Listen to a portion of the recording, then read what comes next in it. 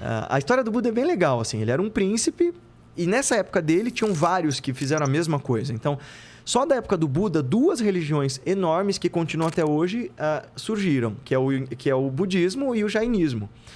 Os 2 fundadores dessas religiões têm uma história bem parecida. Os 2 eram príncipes, cercados de conforto, cercados de privilégios, e que em algum momento se cansaram tanto de ver sofrimento nas pessoas.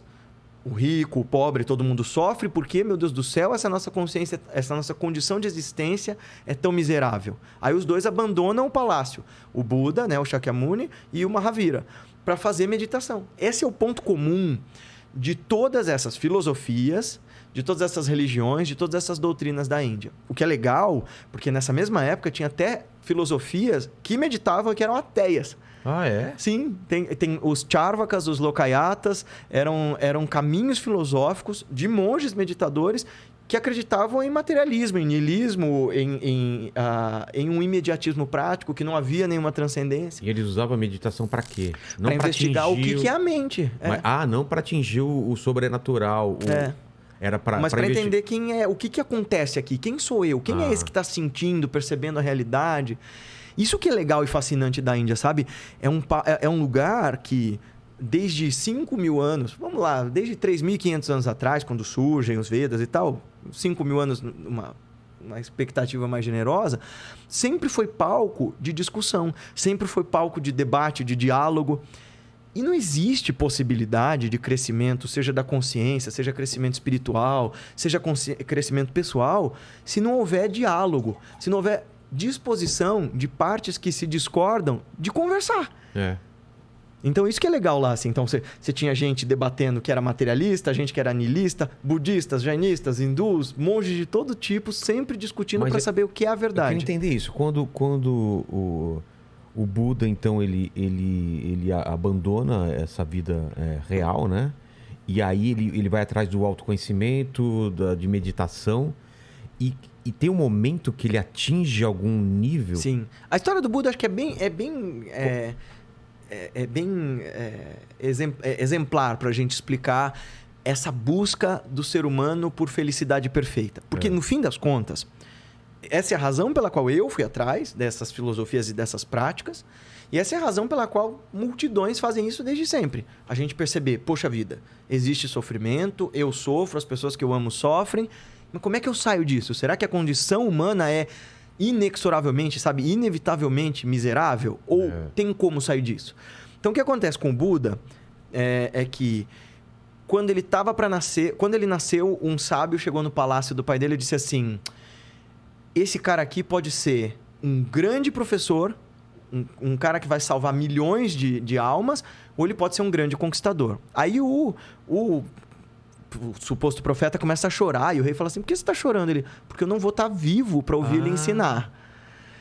E aí o pai dele, claro, sendo um rei, fala assim: se ele quiser ser um guru, ele pode ser quando ficar velho. Eu vou treiná-lo para ser um conquistador. Ele vai levar minha dinastia, ele vai continuar meu reino.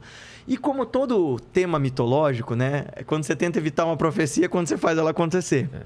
Acontece exatamente o contrário. E aí o pai dele cerca ele de tudo quanto é forma de alienação. Faz um palácio para cada estação do ano, cerca o cara de prazeres e tal. E embora o menino, enquanto criança, o pequeno Siddhartha, fosse bastante contemplativo, ele meditava, tal, sozinho, o pai dele enfiava tanta coisa, né? Se fosse hoje em dia, ia dar PlayStation, TikTok, etc. e tudo mais, que ele foi esquecendo, assim, dessa aspiração de saber, afinal de contas, o que é a vida, quem sou eu e tal. Ele não saía do palácio. Um dia, quando ele já estava mais velho, ele insiste com o pai dele que ele quer saber o que tem lá fora. Se eu vou governar esse reino, eu quero saber quem são meus súditos. Isso adolescente? Isso já adulto. Já adulto? Ele casou e tal. Nossa, e não saía do palácio. E não saía do palácio, ele vivia aquela vida. Numa primeira vez que ele saiu, o pai até fez todo um mise-en-scène, escondeu as pessoas velhas, escondeu as pessoas pobres para, olha, o mundo é lindo lá fora.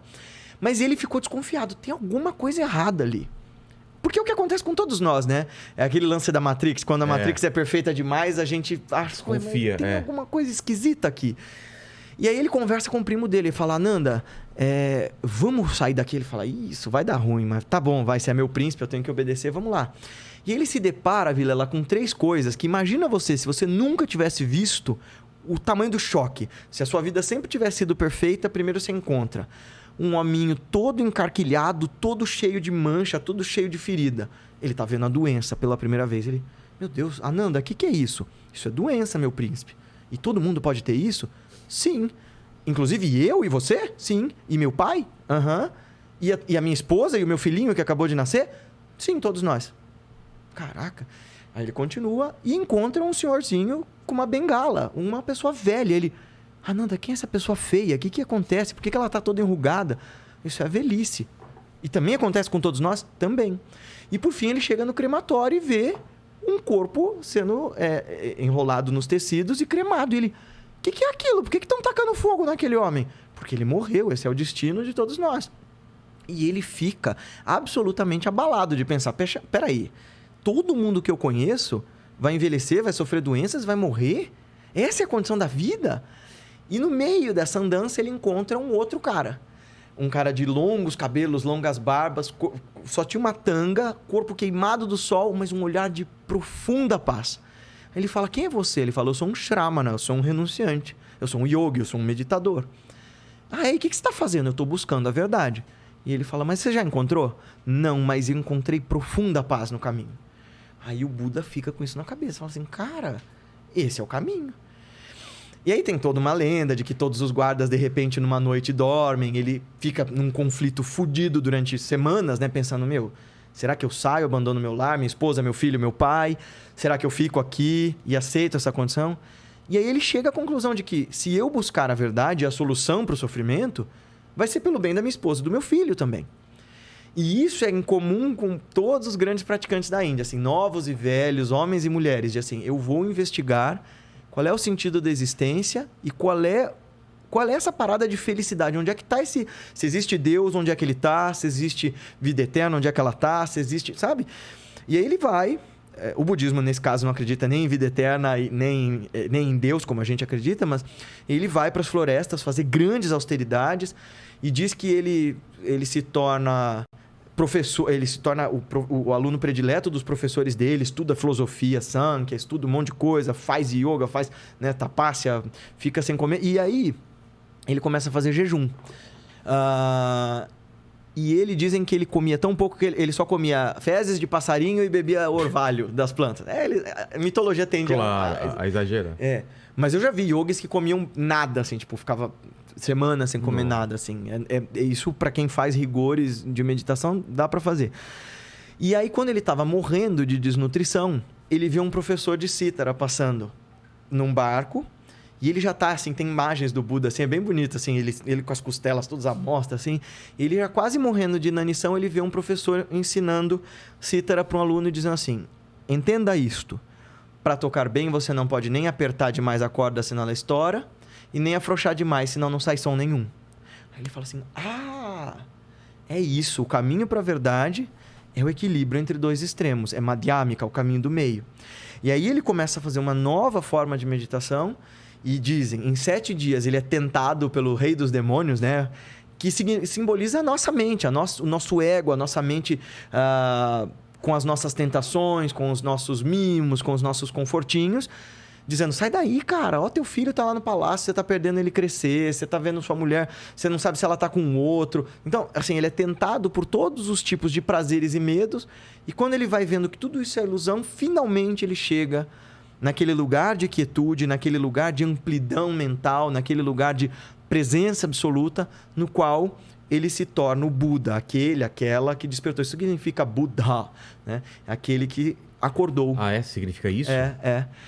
Eu fui já algumas vezes na cidade, tem uma cidade onde ele meditou, e é um lugar incrível, cara. Se chama Bodh Gaya, ali na Índia, e hoje tem um grande templo em volta de uma descendente dessa árvore na qual ele se sentou. E lá em volta da cidade tem templos budistas de todas as tradições. Porque, é claro, né, o budismo tem 2.600 anos.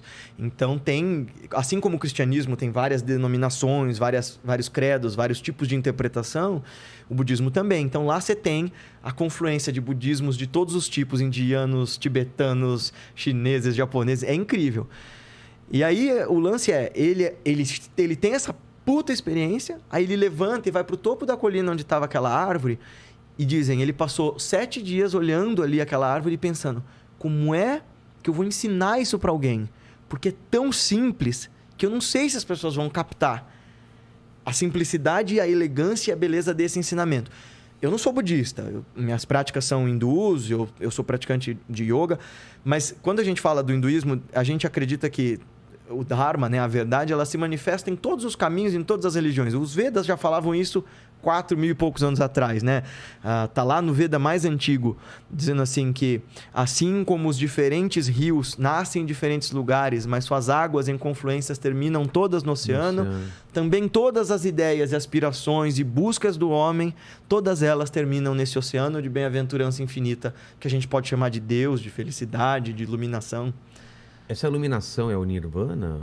No budismo é. No budismo. E no hinduísmo a gente chama de moksha, mas é... Como que é? Moksha.